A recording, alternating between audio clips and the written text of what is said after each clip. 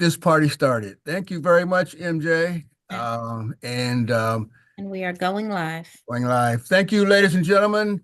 Today is March the 8th. It is 4:01 p.m. We are 60 seconds over the time frame we were supposed to start. I apologize for that. And we have added one bill to the agenda because I'm sure you all wanted to see me a little bit longer than the previous time frame. We added another bill. Right. So we're going to have three bills on our discussion today. I do not anticipate that it will be a lengthy discussion because the one that we're adding, we're going to be doing as indicated on a previous agenda, HB 131. Then we're going to go next to HB 534, and we're going to wind up with HB 1227. And all three of these have amendments to them. And the first thing I'd like to do is to start with HB 131, as I indicated. And Ben, if you could do us all a favor, and if you could, well, let me start out by explaining what HB 131 is. That's probably would be helpful. HB 131 is a bill about housing development permit applications and local reporting requirements. And what this bill does, ladies and gentlemen, quite simply, is it establishes a reporting requirement for the types of permits that are being looked at in each jurisdiction. It's simply that. It's just a reporting bill. And as I indicated, there are amendments to the bill. And Ben, if you could go through the bill with the amendments, and if it's interdelineated, you can do it that way if you wish as well. Ben, you have the floor. Okay, thank you, Mr. Chair. Appreciate it. So Chair Stewart sent out a helpful rundown of the bill as amended. And all the subcommittee members should have a copy of that. So I would reference that too, just because it has some good resources. Particularly of note in that email that the chair, that Delegate Stewart was sending was that the bill has no opposition anymore, and that it's the product of working with some of the favorable with amendment testimony and info testimony from MACO and MNC PVC. So with that in mind, I can pull the I'll pull the amendment up, Chair Holmes. That would be great. Okay. Great. And so that's the bill as amended. Make it a little bit larger. Yep, you got it. Thank you. Of course. So the sponsor's favorable with amendment. There's no fiscal note as amended. This bill is still about counties reporting information about building and development permit applications to DHCD. The state does not currently have good data on the number of housing permits that counties are approving each year, or how long the development process takes. So the Department of Planning is favorable. They support reporting statistical information on housing development processing to MDP and DHCD that allows the department to better understand the challenges and barriers that with surrounding housing in Maryland. MACO and MNC PVC, as was mentioned, submitted some favorable with amendment and in info testimony, and that's reflected in the bill as amended, and that's up on your screen now. The first tweak it's making, and people can, and Chair Holmes, if you see any questions or anything, just let me know. But the bill's amended right now. It adjusts the application to a local jurisdiction that has at least 150,000 residents. And the reasoning for that was because of right now, most counties and municipalities in Maryland are below the 250,000 threshold. And this is really about collecting broadly data that is going to be representative and useful for all jurisdictions. So that's why it was reduced to that amount. And that way it increases the application to more jurisdictions. And then local jurisdiction, just as helpful as a county or municipal corporation. So people know how it's being used in land use here. Let's see. They moved the application to July 1 based on fiscal reporting requirements. These are edits that are reflected by the favorable with amendment testimony and CPPC, just to provide more clarity, to capture fully representative and useful information. They also added in 6 here. This is about circumstances or situations when it's not necessarily a permitting. It's not necessarily the government's fault for errors or issues or misreporting. It's also supposed to be, contemplative and understanding about sometimes it's the person who's submitting the permitting wrong and those types of situations, which was, again, part of the testimony that was raised in the bill file. There's a little catch-all there at the bottom. And then at the bottom here, it says, to the extent applicable, a local jurisdiction may submit and transmit the report required as part of another report to be filed under this article. So again, just being mindful of multiple reporting requirements. A lot of requirements are in the same subject, that type of thing. So that's that. And that's, ladies and gentlemen, that's the bill. And those are all the amendments, correct, Ben? That includes all of them. That's what I meant to say. That includes all of the amendments.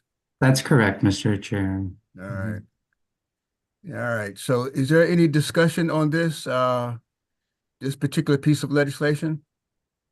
I see a hand up from Delegate Naraki. Delegate Naraki, you have the floor. Thank you, Mr. Chair. Seems like we've got a lot of amendments here. It seems to me that it addresses most of Mako's concerns. Is that accurate, Mr. Chair or Ben? Yeah, Ben, I think it does. Ben? Yeah. So, and that is the reason for the amendments, yes. Go ahead. And just to be clear, if it's helpful, the sponsor mentioned in the email they sent that the bill has no opposition, and they worked with the stakeholders on these amendments. So the only question I had with respect to amendments, and I might have missed it because there was a lot going on there. Is there any amendment that allows for context? Mako raised that as an additional point of concern. I know, at least in my jurisdiction, sometimes actually the state is the agency that different agencies of the state can hold up development from occurring, because I'm in an area that's wet, right? So there's issues that can occur there when you get around bodies of water and things like that. So I'm just curious, did we address that concern at all to give context of why sometimes projects can go more slowly than maybe we would like them to? I'm not sure it's that particular point is addressed, to tell you the truth, Delegate Naraki. Ben, can you expand upon that? Yeah, in the bill as amended, there is an added provision 6 here to the type of reporting requirements, and I can pull the screen back up. Please do. Okay.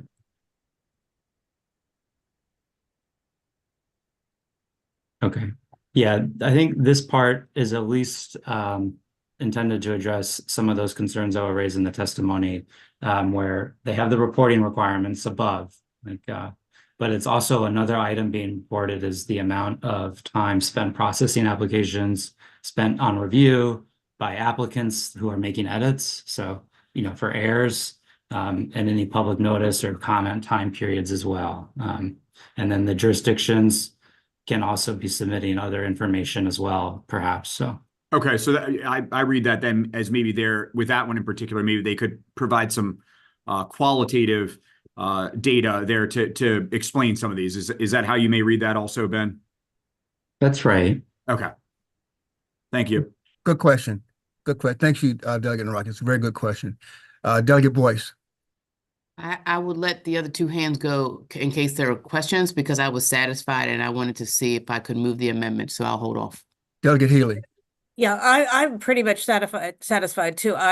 In fact, but I just had one question, because I have not had time to really look at it, and I wanted to ask if there are any fiscal note issues, and have the amendments resolved whatever issues there might have been. There wasn't and isn't. Perfect. Thank you so much. Delegate Lehman. Thank you, Mr. Chair. If Ben can go back down to the last page, the last reference to reporting requirements. Where was it? I saw it really quickly in passing. There's one of the reporting Go back up to the next page. provisions. Next page, Somewhere right I there, saw right in there, yeah. to the extent practicable language. Why is that in there? What is that to? Number 3. I know what that means, but it's why is that in here? Yeah, oh, Go ahead, Ben. okay, thanks, Mr. Chair. So that provision is there. I think this is just really kind of like maybe a clarifying or streamlining language that's supposed to help local jurisdictions who may already have overlapping or related information in one report. It can be included within that. Maybe like some sort of like master report they're doing or something like that. Because there are several bills that have come in over the past several years that are requiring report mechanisms. And this is kind of like Ben said, a catch-all, so that if there is other reporting requirements, they can add this to it. That's what I was going to ask, Mr. Chair. Is this like allowing a report within a report or to combine reports? So that a jurisdiction is not duplicating its, whatever reporting requirements it has where there's overlap. Yeah. Good there? That's the idea? Yes. Okay. Okay, thank you. You're right. You're correct. You're okay. You're good. Delegate Boyce? Move the amendments. Thank you. Is there a second? Any discussion on the amendments to HB 131? Let me enlarge my screen to make sure that I can see everyone. Make sure I can see everyone.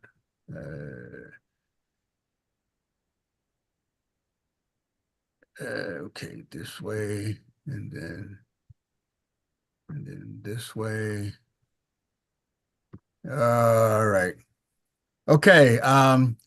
I don't see any hands raised for questioning on the amendments. All in favor of the amendments signify by saying aye. Aye. Any opposition to the amendments? Seeing none, the amendments have been approved. Is there a motion on the bill as amended? Move the bill. Thank you. And there's a second. Any discussion on HB 131 as amended? Seeing no discussion, all in favor of HB 131 as amended signify by saying aye. Aye. Aye. Any opposition? Anyone need to take a rule on this? Seeing none, HB 131 will receive a favorable report from the subcommittee. Now, ladies and gentlemen, as I indicated, we've added one bill to the discussion, and that bill is HB 534,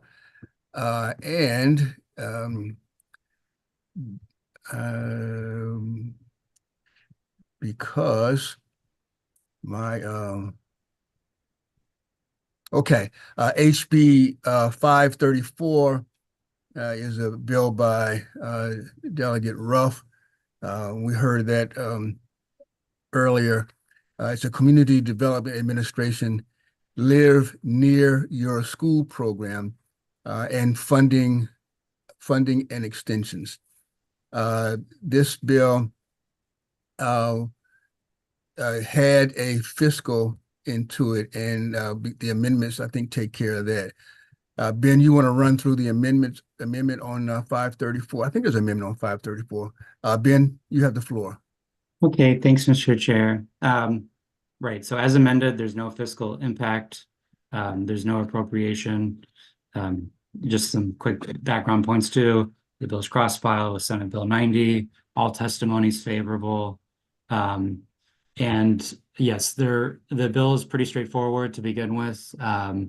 The amendment, and I can pull up the the screen if it's helpful, Mr. Chair. Yeah, let's do that. All right, yep. Because Sounds I good. wanted everyone to see the amendment because the amendment removes the fiscal. Yep, the amendment came in earlier this morning. And as you can see, there's I was looking into this a little bit because I was worried about the language that was getting struck, but it's all the existing law it's not being struck, it's just being taken out of the bill. That what's being struck and what's important and what applies to, the intent of the amendment and what the outcome will be from this is the removal of the fiscal language here, which was at the time the bill is drafted for fiscal years 26 to 30, a $200,000 appropriation to the Live Near Your School program. What's staying in the bill and is the bill is that the program is just being extended, but without the appropriation. Thinking is that this way it can be funded at the discretion of the administration, and this way the program will continue, and just depends on evolving fiscal priorities, those types of things. The Live Near Your School program is what is being extended here, and that's what the chapter law at the bottom here is referring to.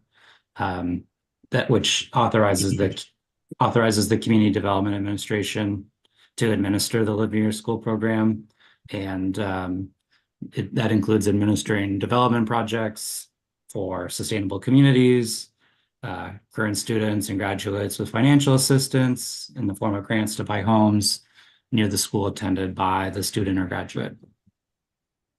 Thank you, Ben. Delegate Boyce, you have the floor. Thank you, Mr. Chair. Just a quick question. I don't know if council knows this. We're extending this program, but we don't know, and the program has never been funded, so the program has never really been implemented, correct? It might, I'm not sure exactly by implemented, but I understand that it was just created. The funding, yeah, maybe a separate issue, though. Okay. Any additional questions on the bill or the amendments? If not, can I get a motion on the amendment, please? So moved. Second. Thank you. Any additional questions on the amendment? Seeing none, all in favor of the amendment signify by saying aye. Aye. Any opposition? On the bill as amended, do I have a motion? Move the bill, moved. Mr. Chair. Second. Thank you very much. On the bill as amended, any questions on HB 534 as amended? Seeing no questions, all in favor of HB 534 as amended signify by saying aye. Aye. Aye. Any opposition? Anyone need to take the rule on this? Seeing none, HB 534 will receive a favorable report from the committee. We'll now move on to the final bill this afternoon, HB 1227. And while Ben is pulling that up, let me explain, ladies and gentlemen. HB 1227 is a cleanup bill. HB 1227 is a bill that was put out. HB 1227 is a bill where last year we had HB 98, and the bill HB 98 last year, we created a special type of condominium, but the bill is relevant only to the insurance of that special type of condominium. We did last year was because there was a community that was being constructed on a small plot of land, and they needed to have this development created in a condominium regime, but they are standalone units into a condominium regime. which is a little bit unusual, which is why we had to create a condominium regime with a certain type of insurance on this one. Delegate Healy. Yeah, the only question I have is, and I don't know if this was the bill, what we talked about in the past, but there was a question about whether or not this kind of insurance actually exists. That was the question last year, and the answer to the question is yes, it does exist. Okay. And you're right, there was a lot of discussion last year. But the reason the bill is before us now is because there was some confusion in the interpretation of the bill last year, because condominium insurance basically is for the condominiums, the council of unit owners insure the outside of the units, while the unit owners have walls in insurance.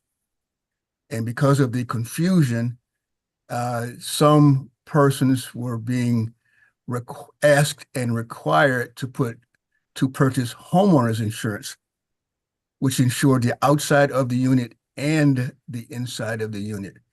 And once you have that kind of insurance, a homeowners insurance, which is an HO5, HO6 policy, I don't want to get too deep in the woods here. That type of insurance is a little bit more expensive than I'm sorry, that's a HO3, HO5. The condominium insurance is HO6. That kind of insurance is just walls in. That's a lot less expensive. Yeah. All right. So anyway, Ben, if you could pull up the amendment, I think there is one amendment on this bill, and on the call here we have, I think we have Bryson Popham here. Yeah, there's Bryson. And so we have one amendment on this bill, and the amendment is basically does nothing more than provide an additional type of notice. With condominiums, every year, as in current law, every year unit owners have to have a notice sent to them in terms of their condominium insurance. And so we again tried to be explicit, as my grandfather would say, be more specific in your specificity. We try to be more explicit in making sure that the unit owners understand the insurance. And Mr. Popham, can you explain that amendment if you don't mind, sir? Yes, thank you, Mr. Chairman, and you presented the bill quite well. I represent insurance interests, and that is why we wanted a disclosure in this year's bill so that insurance agents would know whether a condominium unit owner is required to purchase coverage on the detached unit or whether it is part of the condominium association master policy. Could be either one. And we think that since there's already a precedent in the law for annual notice to condominium unit owners, this is simply one more necessary information piece. I should add, Mr. Chairman, that our desire for this disclosure was heightened by advice from the insurance commissioner about the need for insurance agents to confirm before placing insurance that in fact it's the right thing to do. So this notice would help give us that information. So, and I want to thank Ben for talking to me a long time and working on the language here. I think from my perspective, it captures the intent that my clients have. Thank you. Thank you, sir. Any questions for Mr. Popham at all, since we have him here? Very good. Any questions on the amendment? And I want to add that there is already a requirement for annual notification to the unit owners. So we are not creating something innovative here in terms of notice. We're just adding a little bit more language, again, for clarification. Any other questions on the amendment? Can I get a motion on the amendment, please? So moved. Second. Very good. Any discussion on the amendment? Seeing none, all in favor of the amendment to HB 1227 signify by saying aye. Aye. Any opposition? Seeing none, can I get a motion on the bill, please? So moved. Thank you, Second. sir. Second. And thank you, ma'am. HB 1227 as amended has a motion and a second. Any discussion on HB 1227 as amended? And seeing none, all in favor of HB 1227 as amended signify by saying aye. Aye. Aye. Aye, very good. Any opposition? Anyone need to take the rule on this? Thank you, ladies and gentlemen, for Friday afternoon. And thank you for allowing me to add one more piece of legislation, which will lighten your load next week. So I will see you all Monday at 5 p.m. Except I will see you Monday at 1 p.m. That's right. We have rules. We have rules at 1 o'clock. And I will see you both at 1. That's That's exactly correct. right. So you all have a good weekend and most importantly, behave yourself. Carry on, carry Which on. is it? Which is it? Try something new. Try something new. Behave yourself. No chance. Bye. Bye-bye. Take